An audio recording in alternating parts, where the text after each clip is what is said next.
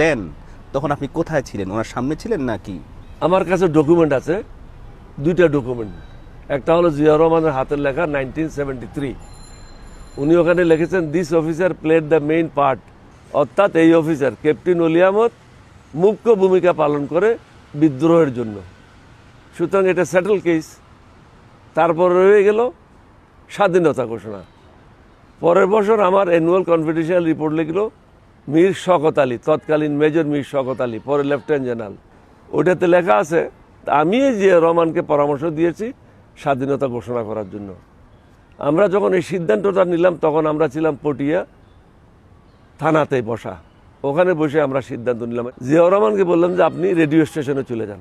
Radio স্টেশনের ক্রুগুলি পক্ষান্তর আমার হাতে অ্যারেস্ট ছিল, বেলাল সহ অনেকে। এখন ওখানে মন গড়া অনেক ইতিহাস লিখেছে, মিথ্যা বানোয়াট। তারা যুদ্ধও দেখে নাই, যুদ্ধ সম্বন্ধে তারা কিছু জানেও না। জিয়াউর রহমানকে আমি গার্ড দিয়ে পাঠিয়ে দিলাম কালুঘাট বেতার কেন্দ্রে। এটা ছিল ট্রান্সমিটিং স্টেশন।